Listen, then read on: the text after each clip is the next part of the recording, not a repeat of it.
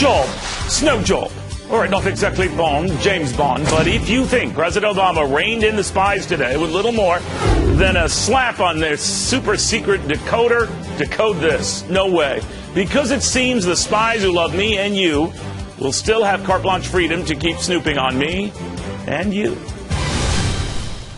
Welcome, everybody. I'm Neil Cavuto. And since President Obama says he had no idea so much of this metadata mining was maddeningly morphing, what is to stop me from thinking the spies who fooled him will just keep meta ignoring him and never, ever, ever obey him?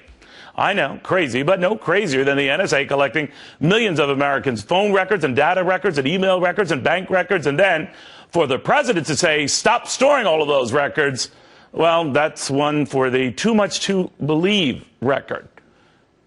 The bottom line is that the NSA has been shaken but not stirred and clearly not stopped. And an agency whose abuses haven't led to one single terrorist has been far from arrested, frisked but not fired.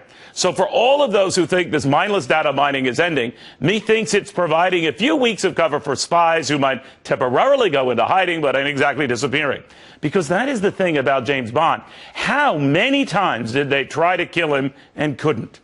Because there is money in sequels. And lots of money in spies. That's why there was Skyfall. And that's why for spies, the sky will never fall. And that's why Larry Klayman is furious, still very furious, and still suing. He's suing the NSA. And he just won a very big battle when a judge ruled that the spy agency is doing something that risks being unconstitutional. So do any of the president's actions today give you comfort, Larry? No, Neil, you're absolutely right in your analysis here. First of all, this never would have come to light but for Edward Snowden and our court case where the judge entered an injunction, a preliminary injunction, in mid-December. The reality is Obama got caught with his hand in the cookie jar, and his NSA now has to come up with an excuse. And who did he put in charge of making these so-called reforms? James Clapper, the director of national intelligence, who committed perjury to Congress and lied and said they weren't spying on all Americans. And Eric Holder, a Fast and Furious, IRS gate, and everything else, who's also lied to Congress. These are the people who are reshaping our intelligence policy and law. And not only that, the president doesn't have the power to do this. It has to go to Congress. And as you pointed out, the intelligence community is so powerful and so influential.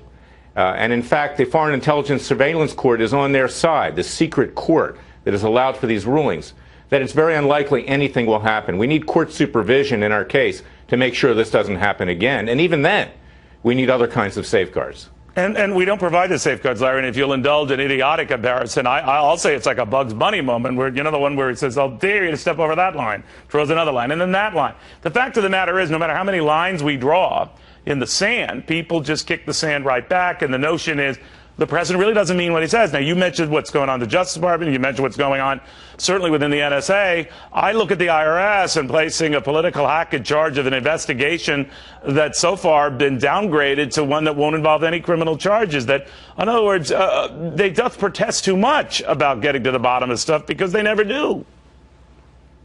And that's the problem. We have a government with corrupt leaders, unfortunately, who don't tell the truth, whether it's any of these so-called phony scandals or Obamacare or whatever. But the reality here is that we're not against legitimate spying on terrorists. I mean, that has always been the case. Section 215 and 702 allow for that if there's a reasonable suspicion. Why was it necessary to get the metadata, all of this private information on over 300 million Americans on their calls? And we know that that will continue to be accessed by the government. Neil, Verizon and the other companies have sweetheart deals with the government. They get paid above market rates for the data, and in exchange they've been turning it over under the table. To leave it in the hands of the telephone companies does not mean the government's not going to access it. It's going to be the same thing, and perhaps even worse than we currently have. That's very well put, Larry. Thank you very, very much, Larry Klayman.